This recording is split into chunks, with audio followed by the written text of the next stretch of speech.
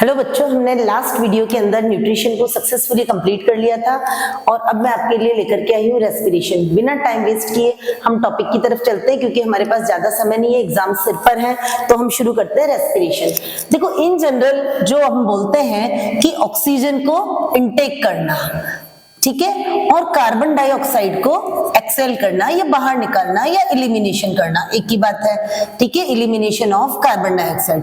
इस प्रोसेस को नॉर्मली छोटी क्लासेस के अंदर हम रेस्पिरेशन बोल देते हैं, लेकिन ये रेस्पिरेशन नहीं है। लेकिन हम ये नहीं कहेंगे कि ये कंप्लीटली रेस्पिरेशन नहीं है, it is the part of respiration, यानी कि इनहेलेशन ऑफ ऑक्सीजन। क्या वर्ड यूज कर सकते हैं हम? Inhalation of oxygen and exhalation of carbon dioxide, acceleration of carbon dioxide. इस प्रोसेस को हम बोल सकते हैं ब्रीदिंग। तो ब्रीदिंग को आप ये नहीं कहोगे कि रेस्पिरेशन है, लेकिन हम ये भी नहीं कह सकते कि ब्रीदिंग का कोई रोल नहीं है। Breathing is a part of respiration. अगर ब्रीदिंग नहीं होगी तो रेस्पिरेशन तो होगा ही नहीं। तो हम ये कह सकते हैं कि breathing is a part of respiration. Breathing को अगर हमें डिफाइन करना हो तो हम बोलेंगे inhalation of oxygen and exhalation of carbon dioxide, this process is known as the breathing. और ये कहां से कहां तक होता है कि हमारी जो नोज है, जहां से हम क्या करते हैं, ऑक्सीजन को अंदर लेते हैं। यानी कि अगर हम बात करें ब्रीदिंग की, हम पर्टिकुलर बात कर रहे हैं ब्रीदिंग की, कि ब्रीदिंग आखिर होता क्या है, कि आपने क्या किया, ये है आपकी नोज, नोज से आपका कहां तक का पोर्शन बताना चाह रही हूं मैं, लंग्स तक का। लंग्स में भी कौन सा पोर्शन, एल्वियोलाई तक का। कि हम जो ऑक्सीजन लेते हैं नोज के थ्रू, जो हमने ऑक्सीजन ली, कहां तक लेकर के गए, लंग्स तक लेकर के गए, एल्वियोलाई तक लेकर के गए, और एल्वियोलाई से जो CO2 लेकर के आए, ये प्रोसेस नोज से लंग तक का, जिसमें ऑक्सीजन को हम लेते हैं और कार्बन डाइऑक्साइड को हम बाहर निकालते हैं, इस प्रोसेस को हम बोलते हैं ब्रीदिंग। और बिना ब्रीदिंग तो रेस्पिरेशन पॉसिबल ही नहीं है। अब क्या होता है कि यहाँ लंग्स तक जो ऑक्सीजन गई वो ब्लड के थ्रू कहां जाती है, सेल्स तक जाती है। और हम लास्ट चैप्टर के अंदर पढ़ चुके थे कि हमारा जो डाइजेस्टेड फूड होता है वो फाइनली कहां तक जाता है, सेल तक जाता है, ठीक है। अब वो फूड और ऑक्सीजन दोनों मिल जाती है। अब इसको मैं आपको एक छोटे से फ्लो चार्ट से समझाना चाहती हूँ कि हमने क्या किया था। लास्ट टॉपिक के अंदर हमने पढ़ा था digestion of food, digestion of food. जब फूड डाइजेस्ट हो गया था फुली, फाइनली हमने पढ़ा था विलाई क्या करती है, उसको एब्जॉर्ब करके किसमें भेज देती है, ब्लड के अंदर भेज देती है। तो ये जो हमारा ब्लड है, ये ब्लड क्या कर रहा है, इस फूड को लेकर के जा रहा है। दूसरा प्रोसेस हम कह रहे हैं कि ऑक्सीजन कहां तक पहुंच गई, एल्वियोलाई तक पहुंच गई। एल्वियोलाई से वो किसमें डाल दी जाती है, ऑक्सीजन ब्लड के अंदर डाल दी जाती है, जिसे हीमोग्लोबिन क्या करता है, कहां पहुंचाता है, सेल्स तक पहुंचाता है। अगर हम बात करें कि ब्लड फूड भी ले आया, ब्लड ऑक्सीजन भी ले आया, तो यहाँ पर हमारा फूड पहुंच गया, यहाँ पर ऑक्सीजन भी पहुंच गया। केमिस्ट्री के अंदर आप पढ़ते हैं ऑक्सीजन के कंबाइन होने के लिए हम वर्ड यूज करते हैं ऑक्सीडेशन। सेम वर्ड हम यहाँ पर यूज करेंगे, ऑक्सीडेशन ऑफ द फूड, और यहाँ पर बनेगी एनर्जी, एनर्जी रिलीज होगी। ये वो प्रोसेस, यानी कि oxidation of the food and release energy in the form of ATP, this process is known as respiration. यानी कि रेस्पिरेशन को अगर हमें डिफाइन करना हो तो हम क्या बोलेंगे, oxidation of the food and release energy in the form of ATP, this process is known as respiration. And breathing is a part of respiration, क्योंकि ऑक्सीजन की लंग्स तक सप्लाई करने का काम कौन करता है, ब्रीदिंग वाला प्रोसेस ही करता है। यानी कि जब हम रेस्पिरेशन को पढ़ेंगे तो रेस्पिरेशन को हम दो पार्ट के अंदर पढ़ेंगे। रेस्पिरेशन में एक पार्ट जो लंग्स तक का है, जिसे आप क्या कहोगे, ब्रीदिंग कहोगे, और सेकंड पार्ट जो हम इसका पढ़ेंगे वो हम पढ़ेंगे सेल्यूलर रेस्पिरेशन। सेल्यूलर रेस्पिरेशन यानी कि सेल के अंदर जो ऑक्सीडेशन होता है, तो इसको कंप्लीट मिला करके हम क्या कह देंगे, रेस्पिरेशन। क्योंकि रेस्पिरेशन किसके अंदर होता है, सेल्स में होता है, इसलिए आप इसको क्या बोलते हो, सेल्यूलर रेस्पिरेशन। अब यहाँ से जो बोर्ड के अंदर क्वेश्चन आता है, अभी जो मैं पॉइंट समझाने जा रही हूँ उसके अंदर से किसी भी तरीके से एवरी 1 और 2 ईयर के अंदर क्वेश्चन रिपीट होता है। किस तरीके से होगा, उसका आंसर आपको कैसे देना है, वो सारी चीजें मैं आपको अभी एक्सप्लेन कर देती हूँ। सबसे पहले हम बात करेंगे कि हमने फूड लिया, किस फॉर्म में पहुंच गया था फूड, हमारा ग्लूकोज की फॉर्म में पहुंच गया था। अब क्या होता है, मैंने क्या कहा, रेस्पिरेशन कहाँ होता है, सेल्स के अंदर होता है। सेल के अंदर क्या होता है, साइटोप्लाज्म होता है। तो यहाँ हम बात करेंगे साइटोप्लाज्म की, कि साइटोप्लाज्म जो होता है ग्लूकोज को किसमें कन्वर्ट कर देता है, पाइरुवेट में कन्वर्ट कर देता है। अब ग्लूकोज, क्योंकि हमें पता है ग्लूकोज का फॉर्मूला क्या होता है, C6H12O6, यानी कि यहाँ पे नंबर ऑफ कार्बन जो होते हैं वो कितने होते हैं, 6 होते हैं। अब ये साइटोप्लाज्म के अंदर ग्लूकोज जो होता है कन्वर्ट हो जाता है पाइरुवेट में। पाइरुवेट के अंदर जो नंबर ऑफ कार्बन होते हैं वो होते हैं 3 कार्बन। अब ये क्योंकि 6 कार्बन का था तो कितने पाइरुवेट बनेंगे, 2 पाइरुवेट बनेंगे, 3 कार्बन के 2 पाइरुवेट बन जाएंगे। यहां तक का प्रोसेस, इस प्रोसेस को हम बोलते हैं ग्लाइकोलाइसिस साइकिल। ग्लाइकोलाइसिस साइकिल, और ये ग्लाइकोलाइसिस साइकिल कोई भी ऑर्गेनिज्म जहां रेस्पिरेशन हो रहा है, चाहे वो एरोबिक हो रहा है चाहे एनारोबिक हो रहा है, उसके अंदर ये ग्लाइकोलाइसिस साइकिल होगी, क्योंकि साइटोप्लाज्म तो हर सेल में होता है, चाहे वो प्रोकैरियोटिक हो चाहे यूकैरियोटिक हो, प्लांट सेल हो एनिमल सेल हो, कुछ भी हो। तो ये ग्लूकोज से पाइरुवेट के अंदर बनना, ये ग्लूकोज से पाइरुवेट का बनना कहाँ होता है, साइटोप्लाज्म में होता है। ग्लूकोज में कितने कार्बन होते हैं, 6 कार्बन होते हैं। पाइरुवेट में कितने कार्बन होते हैं, 3 कार्बन होते हैं। इस प्रोसेस को हम क्या बोलते हैं, ग्लाइकोलाइसिस साइकिल बोलते हैं। चाहे एरोबिक रेस्पिरेशन हो या एनारोबिक रेस्पिरेशन हो, दोनों ही रेस्पिरेशन के अंदर ग्लाइकोलाइसिस प्रोसेस तो होगा ही होगा, ग्लाइकोलाइसिस साइकिल तो होगी ही होगी। लेकिन इसके आगे डिपेंड करता है पाइरुवेट आगे क्या बनाएगा, इसी की सिचुएशन पे डिपेंड करता है। ऑक्सीजन है, ऑक्सीजन नहीं है, या ऑक्सीजन है लेकिन कम है, तो हम यहां से 3 रास्ते बनाएंगे इसके लिए, 1, 2 और 3। पहला हम बात करेंगे यहां पर in the presence of oxygen, in the presence of oxygen, कि ऑक्सीजन की प्रेजेंस में। और ये जो प्रोसेस होता है ये होता है आपका माइटोकॉन्ड्रिया में, ठीक है। और इस रेस्पिरेशन को जो ऑक्सीजन की प्रेजेंस में होता है इसे आप क्या कहते हो, एरोबिक रेस्पिरेशन, एरोबिक रेस्पिरेशन। और इसमें क्या बनता है, इसमें बनता है CO2, H2O और एनर्जी, ये 3 चीजें इसके अंदर बनती हैं। अब अगर हम बात करें in the absence of oxygen, in the absence of oxygen, अगर ऑक्सीजन नहीं है तो इस टाइप के रेस्पिरेशन को आप क्या बोलोगे, इसे आप बोलोगे एनएरोबिक रेस्पिरेशन, एनएरोबिक रेस्पिरेशन। इसका एक नाम और बोल सकते हो आप, फर्मेंटेशन, फर्मेंटेशन। और ये किसमें होता है, इन ईस्ट, ईस्ट के अंदर होता है, जबकि ये किसमें होगा, हम में भी होगा। यानी कि इसका आप एग्जांपल लिख सकते हो, ह्यूमन बीइंग, ठीक है। तो पहले यहां तक की बात समझे, इसमें ईस्ट में एनारोबिक फर्मेंटेशन, एनारोबिक रेस्पिरेशन होगा, क्या बनेगा, इथेनॉल प्लस बनेगी एनर्जी प्लस CO2। और एक और तीसरा होता है लेक ऑफ ऑक्सीजन, ऑक्सीजन तो है लेकिन कम है, लेक ऑफ ऑक्सीजन कब हो सकता है, जब हम हैवी एक्सरसाइज कर रहे हैं, तब हमारी मसल सेल के अंदर, किसकी बात कर रहे हैं हम यहाँ पर, मसल सेल के अंदर क्या बनेगा, यहाँ पर बनेगा लैक्टिक एसिड प्लस एनर्जी। अब यहाँ पर एक चीज देखो आप, कि जब हम बात कर रहे थे, यहां से इसको पूरा वापस बता रही हूं मैं आपको, कि सबसे पहले हमारा जो फूड गया कहां से गया था, हमने लास्ट टॉपिक पढ़ा था डाइजेस्टिव सिस्टम। डाइजेस्टिव सिस्टम में फूड जो था वो ग्लूकोज के अंदर कन्वर्ट हो गया था, सेल्स के अंदर पहुंच गया। अब सेल के अंदर ये जो ग्लूकोज है इसका क्या हो रहा है, ऑक्सीडेशन। लेकिन ऑक्सीडेशन यहाँ नहीं होता है, ऑक्सीडेशन कहाँ होगा, यहाँ होगा। तो यहाँ पर तो ऑक्सीजन की रिक्वायरमेंट ही नहीं है, ग्लूकोज किसमें चेंज हो जाएगा, पाइरुवेट में चेंज हो जाएगा। अब चाहे ऑक्सीजन है या नहीं है कोई फर्क नहीं पड़ता है, यहाँ पे 2 ATP रिलीज होते हैं, ठीक है। ये जो प्रोसेस होता है इसको हम ग्लाइकोलाइसिस साइकिल बोलते हैं। अब एग्जाम के अंदर वो आपसे यहाँ पर क्वेश्चन मार्क करके पूछ सकता है कि बताओ ग्लूकोज से पाइरुवेट जो होता है वो कहाँ होगा, या फिर आपसे ये पूछ सकते हैं ये प्रोसेस कहाँ होगा, या फिर आपसे ये एंड प्रोडक्ट्स पूछ सकते हैं। अलग अलग सिचुएशन के अंदर ये क्वेश्चन 3 से 4 तरीके से आ सकता है। उसके अलावा ये पूछ सकते हैं कि ग्लूकोज जो है इसके अंदर नंबर ऑफ कार्बन कितने हैं, पाइरुवेट के अंदर नंबर ऑफ कार्बन कितने हैं, इथेनॉल में कितने हैं, लैक्टिक एसिड के अंदर भी 3 कार्बन होते हैं। तो इस तरीके से इस पूरे चार्ट के अंदर मोस्ट इंपॉर्टेंट चार्ट है जहां से आपसे बहुत सारी तरह से क्वेश्चन पूछा जा सकता है।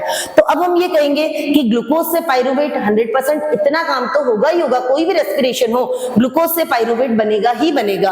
अब उसके बाद डिपेंड करता है सिचुएशन में, जैसे हमारी नॉर्मल कंडीशन की अगर हम बात करते हैं, जब ऑक्सीजन की प्रेजेंस है तो इस टाइप के रेस्पिरेशन को हम क्या बोलते हैं, एरोबिक रेस्पिरेशन बोलते हैं। एरोबिक रेस्पिरेशन जो होता है वो कहाँ होता है, माइटोकॉन्ड्रिया के अंदर होता है। तो अगर हम बात करें कि एरोबिक रेस्पिरेशन कहाँ कहाँ होता है, तो एरोबिक रेस्पिरेशन साइटोप्लाज्म में होगा प्लस माइटोकॉन्ड्रिया में होगा। लेकिन अगर हम एनएरोबिक की बात करें तो एनएरोबिक जो कि ईस्ट में होता है वो केवल और केवल साइटोप्लाज्म में ही होगा। तो जब ऑक्सीजन की प्रेजेंस है तो ये पाइरुवेट किसके अंदर कन्वर्ट हो जाएगा, कार्बन डाइऑक्साइड, वाटर और एनर्जी बन जाएगी। ठीक है, ये हमारे ह्यूमन बीइंग के अंदर जो होता है वो यही होता है, दूसरे एनिमल्स में भी यही होता है। लेकिन अगर हम बात करें कि ऑक्सीजन है ही नहीं, in the absence of oxygen, तो ये क्या बना लेगा, इथेनॉल बना लेगा। अब यहाँ पर देखो इसमें 2 कार्बन है तो बचा हुआ 1 कार्बन कहाँ जाएगा, वो कार्बन डाइऑक्साइड की फॉर्म में रिलीज हो जाएगा। अब यहाँ पर जब हम हैवी एक्सरसाइज कर रहे हैं, दौड़ रहे हैं, तब हमारी मसल सेल के अंदर उतनी ऑक्सीजन की सप्लाई नहीं होती है जितनी की उसकी रिक्वायरमेंट होती है। तो आप क्या कहोगे, लेक ऑफ ऑक्सीजन। यहाँ पर क्या बनेगा, यहाँ पर लैक्टिक एसिड बनेगा और एनर्जी रिलीज होगी। अब अगर इन दोनों में कंपैरिजन करो तो आप खुद सोच सकते हो कि जिसमें ऑक्सीजन प्रेजेंट होगा वहां पर एनर्जी जो होगी वो ज्यादा रिलीज होगी, यानी कि ओवरऑल इसके अंदर 38 एटीपी रिलीज होते हैं जबकि इसके अंदर 2 एटीपीज रिलीज होते हैं। तो यहां से 3 से 4 तरह से क्वेश्चन बन सकते हैं। इसको एक बार मैं आपको वापस बताती हूँ क्या क्या बन सकता है। कि जैसे ग्लूकोज है, ग्लूकोज जो है वो किस में कन्वर्ट हो सकता है, आपसे ये क्वेश्चन पूछ सकते हैं। तो आप इसका आंसर दे सकते हो कि ग्लूकोज जो होगा पाइरुवेट में कन्वर्ट होगा। या फिर आपसे ये पूछ सकते हैं कि ग्लूकोज से जो पाइरुवेट बना वो कहां पर होता है, साइटोप्लाज्म में होता है। कौन सी साइकिल बोलते हैं इसको, ग्लाइकोलाइसिस साइकिल बोलते हैं। इसमें कितने नंबर ऑफ कार्बन थे, 6 कार्बन थे। इसमें कितने नंबर ऑफ कार्बन थे, 3 कार्बन थे। अब पाइरुवेट जो आगे चेंज होगा वो किस किस सिचुएशन में होगा, अगर ऑक्सीजन है तो उस रेस्पिरेशन को हम बोलेंगे एरोबिक रेस्पिरेशन। अगर वहां पर ऑक्सीजन नहीं है तो हम उसे बोलेंगे एनएरोबिक रेस्पिरेशन। अगर ऑक्सीजन है लेकिन लेक ऑफ ऑक्सीजन यानी कि ऑक्सीजन कम है तो उसे आप क्या बोलोगे, उसके अंदर जो प्रोडक्ट बनेंगे वो क्या बनेंगे, लैक्टिक एसिड बन जाएगा। उस लैक्टिक एसिड की वजह से हमारे अंदर क्या आ सकते हैं, हमारे हाथ पैर के अंदर क्रैम्प्स आ सकते हैं। तो क्रैम्प्स की जो रीजन होता है, क्रैम्प्स का रीजन क्या होता है, formation of the lactic acid. और लैक्टिक एसिड का फॉर्मेशन किस सिचुएशन में होता है, जब आपके ऑक्सीजन की सप्लाई कम हो। तो यहाँ पर यह भी पूछा जा सकता है आपसे कि what is the difference between the aerobic and anaerobic respiration. आपसे तीनों के बाई प्रोडक्ट पूछे जा सकते हैं कि एरोबिक का बाई प्रोडक्ट क्या होगा, एनएरोबिक का क्या होगा, मसल सेल के अंदर क्या होगा। एक क्वेश्चन इस तरीके से भी पूछा हुआ कि 2 वेज बताओ रेस्पिरेशन के जो आपके एनिमल्स में होते हैं, तो हम वो दोनों चीजें बता सकते हैं, एरोबिक और एनएरोबिक रेस्पिरेशन। अब अगर यहाँ पर इसका डिफरेंस पूछ लिया जाए आपसे कि एरोबिक और एनएरोबिक का क्या डिफरेंस है, तो अभी हमने क्या पढ़ा था कि एरोबिक कब होता है, जब ऑक्सीजन की प्रेजेंस होती है। तो हम कह सकते हैं in the presence of oxygen, in the presence of oxygen. ये कब होगा, in the absence of oxygen. ये ऑक्सीजन की एब्सेंस में होगा, ये ऑक्सीजन की प्रेजेंस में होगा। अब हमने क्या पढ़ा था कि एरोबिक रेस्पिरेशन जो होता है उसमें एनर्जी ज्यादा रिलीज होगी, एनएरोबिक में अंडरस्टूड है कि इसके अंदर एनर्जी ज्यादा रिलीज होगी, मोर एनर्जी। ठीक है, जबकि यहां पर क्या होगा, लेस एनर्जी। थर्ड वन, ये कहाँ होगा, अभी हमने पढ़ा था कि ग्लाइकोलाइसिस तो सब में होता ही होता है, यानी कि साइटोप्लाज्म में भी होगा, साइटोप्लाज्म प्लस माइटोकॉन्ड्रिया दोनों में होगा। ये कहाँ होगा, ये केवल और केवल साइटोप्लाज्म में होगा। उसके बाद में इसमें जो आपके एंड प्रोडक्ट बनेंगे, इसमें एंड प्रोडक्ट बनेंगे आपके कार्बन डाइऑक्साइड, वाटर और एनर्जी बनेगी। जबकि यहाँ पे जो आपके एंड प्रोडक्ट्स बनेंगे वो क्या बनेंगे, आपके इथेनॉल बनेगा प्लस एनर्जी बनेगी। तो यहाँ पर अगर हम एनर्जी नहीं भी लिखे तो काम चल जाएगा, क्यों, क्योंकि हमने एनर्जी यहाँ लिख चुके हैं, मोर एनर्जी लेस एनर्जी। उसके बाद में एग्जाम्पल जो आएगा इसमें आप लिख सकते हो ह्यूमन बीइंग, और इसमें आप एग्जांपल लिख सकते हो ईस्ट। तो वो जो मैंने आपको इससे पहले वाला फ्लो चार्ट बताया था उससे हमारा ये क्वेश्चन भी होता है। तो फर्स्ट वाला जो हमारा था कि रेस्पिरेशन की डिफाइन क्या थी, रेस्पिरेशन की डिफाइन थी oxidation of the food and release energy in the form of ATP. ये हमारे रेस्पिरेशन की डिफाइन थी। Breathing, inhalation of the oxygen and exhalation of the carbon dioxide, this process is known as the breathing. Breathing is a part of respiration. उसके बाद हमने पढ़ा था कि सबसे पहले जो ग्लूकोज है वो किसमें कन्वर्ट होता है, पाइरुवेट में कितने कार्बन का है, 3 कार्बन का। उसके बाद में फैट ऑफ पाइरुवेट, यानी कि पाइरुवेट का फ्यूचर वो किस पे डिसाइड होता है कि ऑक्सीजन की क्वांटिटी कितनी है। अगर ऑक्सीजन सफिशिएंट है तो एरोबिक रेस्पिरेशन हो जाएगा, कार्बन डाइऑक्साइड, वाटर और मोर एनर्जी प्रोड्यूस हो जाएगी। और अगर एनारोबिक रेस्पिरेशन होगा, ऑक्सीजन की एब्सेंस होगी, तो उसके अंदर क्या रिलीज होंगे, उसके अंदर हमारे बन जाएगा इथेनॉल बन जाएगा और कम एनर्जी रिलीज होगी। ये हमें कहां देखने को मिलती है, ये हमें ईस्ट में देखने को मिलती है। तो एनारोबिक रेस्पिरेशन को आप फर्मेंटेशन भी बोल सकते हो। तो इस तरीके से आपको एरोबिक और एनारोबिक, अगर मान लो क्वेश्चन बने कि वो कौन सा प्रोसेस है जो दोनों के अंदर कॉमन होता है, तो ग्लाइकोलाइसिस। वो अगर ये पूछा जाए कि ग्लूकोज जो है वो उसके अंदर पाइरुवेट में कन्वर्ट होता है, तो क्या वो दोनों में होता है, एरोबिक एनारोबिक? बिल्कुल होता है, क्योंकि वो साइटोप्लाज्म में होता है। उसके बाद हम चलेंगे कि उसके बाद कुछ चीजें हैं जो हमको ध्यान रखनी है कि रेस्पिरेशन में हम कौन सी गैस लेते हैं। रेस्पिरेशन में हम गैस लेते हैं ऑक्सीजन। अब ये जो ऑक्सीजन होती है, यानी कि टेरेस्ट्रियल एनिमल की अगर हम बात करें, हमारी बात करें, अर्थ पर रहने वाले सारे एनिमल्स की बात करें, तो वो जो ऑक्सीजन लेता है वो कौन सी ऑक्सीजन लेता है, वो लेता है आपके एटमॉस्फेरिक ऑक्सीजन, यानी कि एनवायरमेंट के अंदर जो ऑक्सीजन है जिसको आप एटमॉस्फेरिक ऑक्सीजन बोलते हो, ये उसको लेता है। लेकिन अगर हम बात करें एक्वेटिक एनिमल्स की, अगर हम बात करें एक्वेटिक एनिमल्स की, यानी कि पानी में रहने वाले एनिमल्स की, तो वो ऑक्सीजन कहां से लेता है, वो पानी के अंदर जो डिसॉल्व्ड ऑक्सीजन होती है, डिसॉल्व्ड ऑक्सीजन। तो अगर आपसे पूछा जाए कि टेरेस्ट्रियल एनिमल यानी कि अर्थ पर रहने वाले एनिमल जो होते हैं वो कौन सी गैस, वो ऑक्सीजन कहां से लेते हैं, तो वो एनवायरमेंट से लेते हैं, एटमॉस्फेयर से लेते हैं, तो उसे आप बोल सकते हो एटमॉस्फेरिक ऑक्सीजन। लेकिन अगर आपसे पूछा जाए कि एक्वेटिक एनिमल्स जो होते हैं वो ऑक्सीजन कहां से लेते हैं, तो वो लेते हैं डिसॉल्व्ड ऑक्सीजन जो पानी के अंदर डिसॉल्व होती है। अगर आपसे पूछा जाए कि फिश जो होती है वो रेस्पिरेशन में क्या करती है, इस डिसॉल्व्ड ऑक्सीजन को लेती है और किसके थ्रू यूज करती है, तो वो यूज करती है गिल्स के थ्रू। और अगर हमारी बात करें तो हमारा मेन रेस्पिरेटरी ऑर्गन किसको काउंट किया जाता है, लंग्स को किया जाता है। वही अगर हम फिश की बात करें तो किसको काउंट किया जाता है, गिल्स को काउंट किया जाता है। अगर हम बात करें प्लांट्स की, तो प्लांट्स के अंदर रेस्पिरेटरी ऑर्गन कौन से होते हैं, प्लांट्स के अंदर स्पेशल रेस्पिरेटरी ऑर्गन कोई नहीं होता है। जैसे हमारी बॉडी के अंदर रेस्पिरेटरी सिस्टम होता है, वैसा रेस्पिरेटरी सिस्टम प्लांट्स के अंदर नहीं होता है। प्लांट के अंदर स्टोमेटा जो लीव्स के अंदर होते हैं, स्टोमेटा जो होते हैं ये ही गैसियस एक्सचेंज का काम करते हैं। जैसे ये फोटोसिंथेसिस के अंदर कार्बन डाइऑक्साइड ले रहे थे, वैसे ही रेस्पिरेशन के अंदर ये ऑक्सीजन लेते हैं। अब क्वेश्चन ये दिमाग में आता है, क्या वो 24 आवर्स ऑक्सीजन लेते हैं? देखो उनको रिक्वायरमेंट तो 24 आवर्स होती है, लेकिन डे टाइम में जब फोटोसिंथेसिस हो रहा है तो फोटोसिंथेसिस के एंड प्रोडक्ट के रूप में ऑक्सीजन बनती है, तो वो उसी ऑक्सीजन को यूज कर लेते हैं। लेकिन नाइट टाइम में वो भी बाहर से ऑक्सीजन लेते हैं। अब कहां से लेते हैं, स्टोमेटा, दूसरा वो ले लेंगे रूट हेयर्स के थ्रू, और तीसरा होता है लेंटिकल्स। लेंटिकल्स का मतलब होता है ये स्टेम के ऊपर जो पोर्स होते हैं, ऑन स्टेम, स्टेम के ऊपर जो पोर्स होते हैं उनको हम बोलते हैं लेंटिकल्स। यानी कि प्लांट की अगर हम बात करें कि प्लांट के अंदर रेस्पिरेशन किस किस के थ्रू होता है, तो वो होता है स्टोमेटा के थ्रू, रूट हेयर्स के थ्रू, लेंटिकल्स के थ्रू। स्टोमेटा लीव्स पर, जो हम पिछले चैप्टर में भी पढ़ चुके हैं। रूट के अंदर जो हेयर्स होते हैं जो वाटर को एब्जॉर्ब करते हैं, वो वाटर के साथ साथ डिसॉल्व्ड वाटर में जो ऑक्सीजन होती है उसी को एब्जॉर्ब कर लेते हैं। तीसरा स्टेम के ऊपर जो पोर लाइक स्ट्रक्चर होती है जिनको हम लेंटिकल्स कहते हैं, वहां से ये ऑक्सीजन लेता है। इस तरीके से प्लांट जो होते हैं अपना गैसियस एक्सचेंज कर लेते हैं। अब हम बात करते हैं ह्यूमन बीइंग की। हमारा जो टॉपिक है वो है respiratory system in human being. Respiratory system in human being. अगर हम बात करें ह्यूमन बीइंग के अंदर रेस्पिरेटरी सिस्टम की, तो देखो कहां से शुरू होती है, ऑक्सीजन हमारी नाक से जाना शुरू होती है। नोज के अंदर ये जो 2 पोर्स होते हैं जिनको हम क्या बोलते हैं, नोस्ट्रिल बोलते हैं। तो यहां से हमारे रेस्पिरेटरी सिस्टम शुरू होता है। तो पहले मैं लैंग्वेज में लिख देती हूँ उसको कि नोस्ट्रिल। अब ये जो नोस्ट्रिल होते हैं ये आगे की तरफ इस वाले स्पेस के अंदर जाकर के ओपन होते हैं, जिसे आप क्या कहते हो, नेजल पैसेज। अब जो होते हैं नेजल पैसेज वो कहां जाकर के खुलते हैं, वो जाकर के खुलते हैं फेरिंग्स में।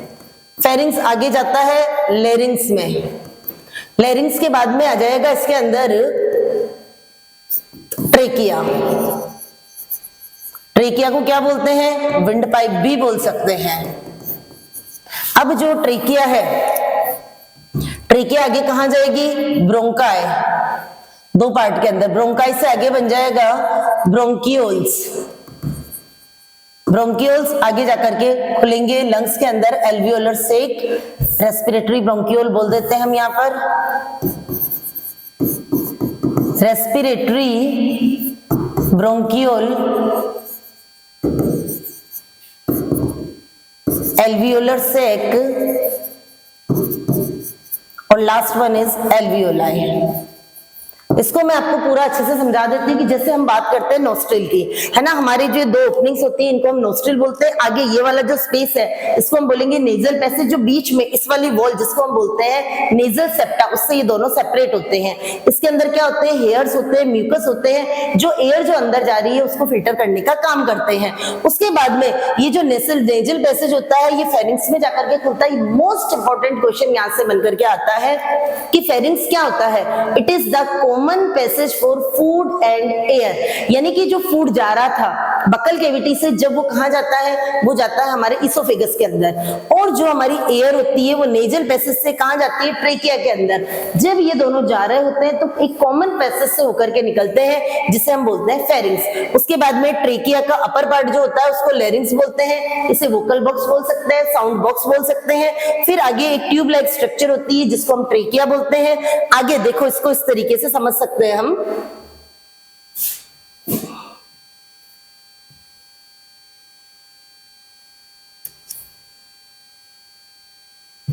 इस तरीके से समझ सकते हैं कि यहां से नोस्ट्रिल से जो एयर गई अंदर, ठीक है, ये आगे जाकर के कॉमन पैसेजेस इसको हम बोलते हैं फेरिंग्स, ठीक है, ये आगे जाकर के ट्रेकिया के अंदर जाएगी। यहाँ पर ट्रेकिया का जो अपर पार्ट होगा, ये प्रॉपर इस तरीके से डायग्राम नहीं होता, सिर्फ आपको समझाने के लिए बनाया जा रहा है कि ये जो दो ओपनिंग होती है जिसको आप क्या बोलते हो, नोस्ट्रिल्स बोलते हो, ये नेजल पैसेज होता है जहां से एयर अंदर जाती है, ये कॉमन पैसेज होता है जिसको हम बोलते हैं फेरिंग्स।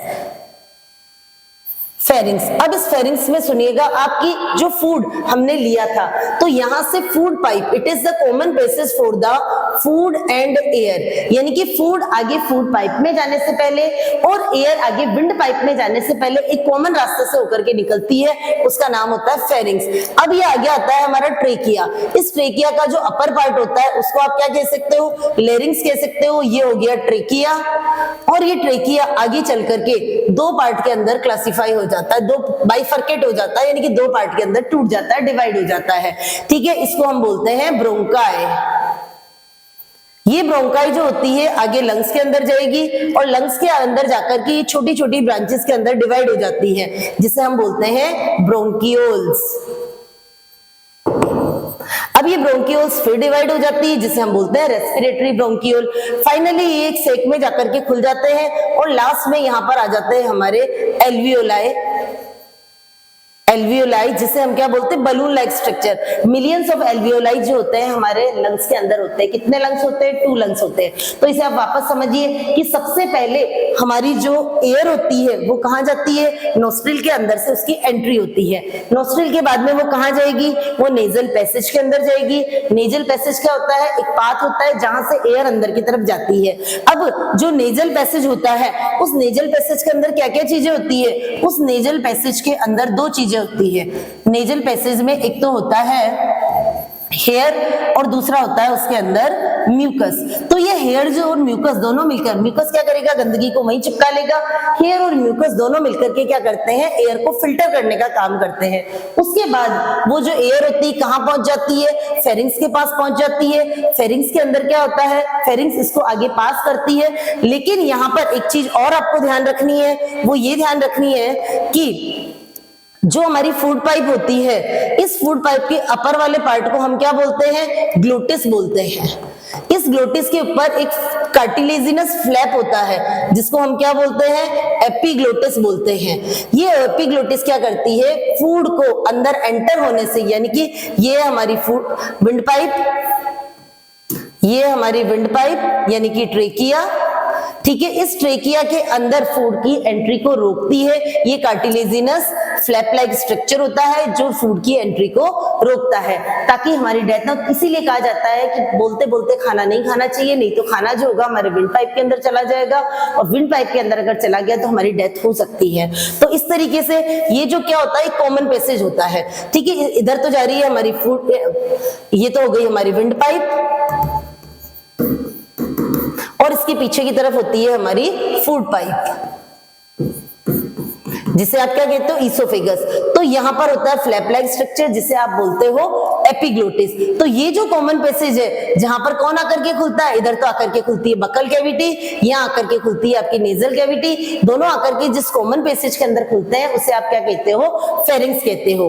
अब जो हमने ट्रेकिया बनाया था उस ट्रेकिया के अंदर हमने क्या बनाया कि ये जो ट्रेकिया है, इस ट्रेकिया का जो अपर वाला पोर्शन होता है जिसको आप क्या बोलते हो, लेरिंग्स बोलते हो, इसके अंदर वोकल कॉर्ड्स होते हैं। ये वोकल कॉर्ड्स क्या करते हैं, साउंड को प्रोड्यूस करने का काम करते हैं, इसलिए आप इसको क्या बोल सकते हो, इसको आप वॉइस बॉक्स बोल सकते हो, इसको आप साउंड बॉक्स बोल सकते हो, ठीक। उसके बाद जब हम ये पाइप लाइक स्ट्रक्चर की बात कर रहे हैं जिसको हम विंड पाइप बोल रहे हैं, इसके ऊपर आप देखिए इस तरीके से रिंग्स होती है। ये जो रिंग्स होती है ये होती है C shaped cartilaginous ring, cartilaginous rings. अब सबसे इंपॉर्टेंट चीज है सी शेप्ड, ये ध्यान रखना, इस तरीके से होती है, ये ऐसे हाफ, ये मतलब पीछे की तरफ इससे करेंगे, हाफ पीछे की तरफ जो होती है कवर्ड नहीं होती है। उसके पीछे एक रीजन होता है कि ये सी शेप्ड कार्टिलेजिनस रिंग क्या करती है कि जब एक्सपीरेशन हो रहा होता है, यानी कि एयर जब बाहर निकल रही होती है, तो उस टाइम हमारा ट्रेकिया पिचके नहीं, यानी कि उसको कोलैप्स ना हो, ये क्या करती है, C shaped cartilaginous ring prevent collapsing of trachea. यानी कि जब क्या हो रहा है, एक्सपिरेशन हो रहा है, यानी कि एयर जब बाहर निकल रही है, उस टाइम हमारी जो विंड पाइप है वो पिचके नहीं, कोलैप्स नहीं हो, उससे प्रोटेक्ट करने का काम कौन करती है, ये कार्टिलेजिनस रिंग करती है। अब ये कार्टिलेजिनस रिंग हो गई, उसके बाद में ट्रेकिया जो होता है ये आगे की तरफ बाइफर्केट हो जाता है, यानी कि दो पार्ट के अंदर डिवाइड हो जाता है। इस बाइफर्केशन से जो ये दो चीजें बनी, इसको आप क्या बोलोगे, इसको आप बोलोगे ब्रोंकाई। यानी कि ये जो आपका आ गया ट्रेकिया, ट्रेकिया आगे दो पार्ट के अंदर डिवाइड हो गया, दो रास्तों में डिवाइड हो गया, दोनों रास्ते कहां चले जाएंगे, हमारे लंग्स के पास चले जाएंगे। इसको आप बोलोगे ब्रोंकाई, जिसकी एंट्री होती है हमारे लंग्स के अंदर। लंग्स कितने होते हैं, दो होते हैं। इसको आप पेयर की फॉर्म में कहोगे तो वन पेयर होता है। कौन से कलर के होते हैं, पिंक कलर के होते हैं। अब ये जो ब्रोंकाई है ये छोटी छोटी ब्रांचेस के अंदर डिवाइड हो जाएगा, जिसे आप क्या कहोगे, जिसे आप कहोगे ब्रोंकियोल कहोगे। फिर ये आगे और डिवाइड हो जाएगा जिसे आप रेस्पिरेटरी ब्रोंकियोल कहोगे। फाइनली ये लास्ट के अंदर जो होंगे बलून लाइक स्ट्रक्चर, जिसे आप क्या कहोगे, एल्वियोलाई बोलोगे। अब यहाँ पर एल्वियोलाई जो होती है इंपॉर्टेंट काम करती है, ये हमारे रेस्पिरेटरी सिस्टम की एक स्मॉलेस्ट यूनिट होती है। बिना एल्वियोलाई आपके रेस्पिरेशन पॉसिबल नहीं है। देखिए कैसे होती है ये मैं बना रही हूं आपके एक एल्वियोलाई। ये हो गई एल्वियोलाई। ये क्या करेगी, ब्लड के साथ में गैसेस एक्सचेंज करेगी, यानी कि जो ऑक्सीजन इन्होंने ली अंदर, उस ऑक्सीजन को तो ये पहुंचा देगी ब्लड के पास। ये आगे कैसे लेके जाएंगे, ये हम ट्रांसपोर्टेशन में पढ़ेंगे। ऑक्सीजन यहाँ पर चली जाएगी और ब्लड के साथ जो CO2 आई थी वो CO2 कहाँ आ जाएगी, एल्वियोलाई में। तो ये जो गैसेस एक्सचेंज का काम है, यानी कि ये क्या है, ये एल्वियोलाई है। ये क्या है हमारी, ये हमारी ब्लड वेसल है स्पेशली, जिसे हम कहेंगे कैपिलरी। तो इसके अंदर जो गैसियस एक्सचेंज होता है, यानी कि डिफ्यूजन का जो काम होता है, वो कौन करता है, ये बलून लाइक स्ट्रक्चर, क्या कहेंगे हम इसको, बलून लाइक स्ट्रक्चर,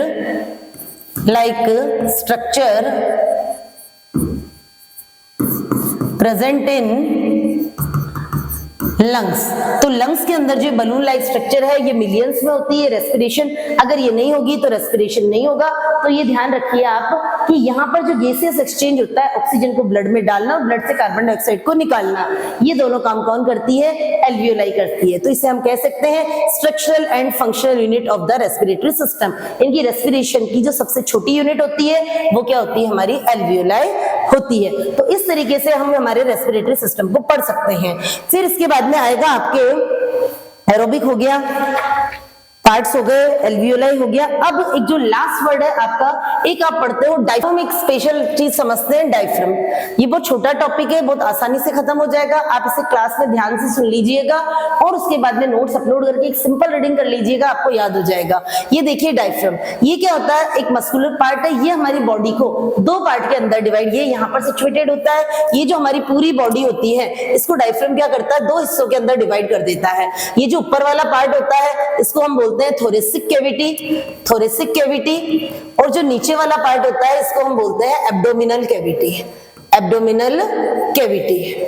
यानी कि अगर मैं इस तरीके से कहूं कि यहां से हमारी बॉडी के दो हिस्से हो गए, डायफ्राम क्या करेगा, ऊपर वाले पार्ट को, उसको हम कहेंगे थोरेसिक कैविटी, जहां पर हमारे लंग्स सिचुएटेड होते हैं, और नीचे वाला एब्डोमिनल पार्ट जहां पर हमारा स्टमक सिचुएटेड होता है। तो ये डायफ्राम क्या करता है, इसका इंपॉर्टेंट रोल होता है हमारे इंस्पिरेशन और एक्सपिरेशन में। अब आप देखिए कि थोरेसिक कैविटी में जहां पर लंग्स सिचुएटेड है, वहां पर ऊपर की तरफ जो होती है रिब्स होती है, हमारे रिब्स होती है इस तरीके से। तो इसको ऐसे देखिए कि हमारी जो रिब्स होती है, इसको मैं यूं बना सकती हूँ कि हमारी बॉडी के अंदर ये सामने तो हो गया स्टर्नम, ये पीछे की तरफ जाकर के वर्टिब्रल कॉलम तक जाकर के टच होती है इस तरीके से। ये रिब्स होती है, रिब्स क्या करती है, ये एक रिब केज बनाती है। क्या बनाती है, रिब केज। रिब केज का मतलब होता है ये सामने वाला जहां पर रिब्स आकर के अटैच होती है, इसको तो हम बोलते हैं स्टर्नम, इसको बोलेंगे स्टर्नम, इनको हम बोलेंगे रिब्स। और ये रिब्स पीछे की तरफ जाकर के अटैच होती है हमारे वर्टिब्रल कॉलम से।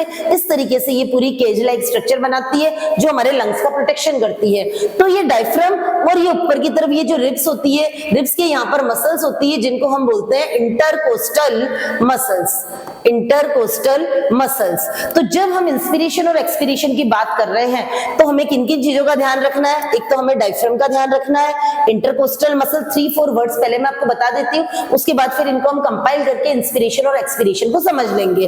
तो हम कहेंगे, एक तो वर्ड हम बोलेंगे डायफ्राम, एक हम बोलेंगे इंटरकोस्टल मसल, एक हम बोलेंगे थोरेसिक कैविटी। एक और चीज इंपॉर्टेंट आपको ध्यान रखना है कि डायफ्राम का जो नेचुरल शेप होता है वो होता है डोम शेप्ड। कैसा होता है, ये डोम शेप्ड। अब हम बात करेंगे कि आप एक बार फील करके देखना कि जब हम ऑक्सीजन को लेते हैं, इस तरीके से जब हम ऑक्सीजन लेते हैं तो हमारी जो मसल्स होती है वो अपवर्ड, ऊपर की तरफ आती है। तो जब हमारी ये इंटरकोस्टल मसल्स जब ये ऊपर की तरफ आएगी, अपवर्ड डायरेक्शन के अंदर आएगी, तब क्या होगा कि ये अंदर की तरफ जो हमारी थोरेसिक कैविटी है, इसको आप इस तरीके से समझिए कि ये हमारी रिबकेज है, ये हो गया स्टर्नम, ठीक है, ये रिबकेज जो पीछे की तरफ जाकर के वर्टिब्रल कॉलम में। अब अंदर की तरफ इसमें क्या है, हमारे लंग्स सिचुएटेड है। अब हम बात कर रहे हैं ये जो डायफ्राम है, ये हमारी बॉडी को दो पार्ट के अंदर डिवाइड कर देता है, ऊपर वाला पार्ट थोरेसिक कैविटी, नीचे वाला पार्ट एब्डोमिनल कैविटी। तो जब क्या होता है, हमारी बॉडी के अंदर ये इंटरकोस्टल मसल अपवर्ड डायरेक्शन में आती है, तो ये जो हमारे डोम शेप्ड जो डायफ्राम था, ये कैसा हो जाता है, फ्लैट हो जाता है। तो कुछ चीजें आपको ध्यान रखनी है कि जब इंस्पिरेशन कब होता है, इंस्पिरेशन तब होता है जब हमारी जो इंटरकोस्टल मसल अपवर्ड डायरेक्शन में आ जाती है, डायफ्राम फ्लैट हो जाता है, थोरेसिक कैविटी का वॉल्यूम इंक्रीज हो जाता है। उस कंडीशन में वहां पर क्या होता है, एयर का प्रेशर कम हो जाता है। तो बाहर से हम क्या करते हैं, ऑक्सीजन को अंदर लेते हैं। उस प्रोसेस को हम कहते हैं इनहेलेशन। इसमें तीन चीजों क्या होता है इनहेलेशन में, सबसे पहले इनटेक ऑफ ऑक्सीजन, ऑक्सीजन लेता है, कब लेता है, जब वहां पर थोरेसिक कैविटी किसी भी जगह अगर ज्यादा होगी तभी तो वहां पर कम होगी चीज। तो हम ये कहेंगे कि जब थोरेसिक कैविटी का वॉल्यूम इंक्रीज हो जाता है तो वहां पर एयर का प्रेशर कम हो जाता है, एयर कम हो जाती है, तो वो क्या करता है बाहर से, क्योंकि गैसेस जो होती है हमेशा ज्यादा से कम की तरफ मूव करती है, ये हमारे डिफ्यूजन का कंसेप्ट होता है। तो जब एटमॉस्फेयर में तो एयर ज्यादा है, हमारे थोरेसिक कैविटी का वॉल्यूम तो बढ़ गया लेकिन प्रेशर डिक्रीज हो गया। दोनों चीजें देखना कि जब हमारा वॉल्यूम इंक्रीज हो जाता है तब प्रेशर जो होता है वो क्या हो जाता है, डिक्रीज हो जाता है। वॉल्यूम इंक्रीज, प्रेशर डिक्रीज, तो क्या होगा, बाहर से ऑक्सीजन जो होगी वो अंदर चली जाएगी। इसे हम कहते हैं इनहेलेशन। इस कंडीशन के अंदर हमारा जो डायफ्राम है वो कैसा हो जाएगा, फ्लैट हो जाएगा। और एक्सपिरेशन में बिल्कुल इसका उल्टा हो जाएगा कि कार्बन डाइऑक्साइड जो होगी बाहर निकलेगी, वो क्या होगा, हमारी रिब्स जो होगी यानी कि इंटरकोस्टल मसल जो होगी वो वापस इनवर्ट डायरेक्शन में आ जाएगी, थोरेसिक कैविटी का वॉल्यूम कम हो जाएगा और कार्बन डाइऑक्साइड निकल करके बाहर आ जाएगी। इसको आप इस तरीके से समझ सकते हो कि अगर हम बात करें इनहेलेशन की, यानी कि इनटेक ऑफ ऑक्सीजन, एक्सेलेशन की बात करें, एक्सेलेशन ऑफ या एलिमिनेशन ऑफ द CO2। दूसरा हम बात करेंगे इंटरकोस्टल मसल की, रिब्स की, कि इंटरकोस्टल मसल्स जो होती है पुल द रिब्स को क्या करती है, पुल करती है, जबकि अपवर्डली, जबकि एक्सेलेशन के अंदर क्या करेगी, रिब्स को अंदर की तरफ पुश करेगी। डायफ्राम जो होगा इनहेलेशन में फ्लैट हो जाएगा, जबकि रिलैक्स होने पर वो वापस अपने प्रॉपर शेप में यानी कि डोम शेप के अंदर आ जाएगा। अगर हमारी थोरेसिक कैविटी का वॉल्यूम इंक्रीज होता है तो एयर जो होगी वो बाहर से अंदर की तरफ चली जाएगी, और बस इस तरीके से हमारा जो रेस्पिरेशन है पूरी तरह से कंप्लीट हो गया।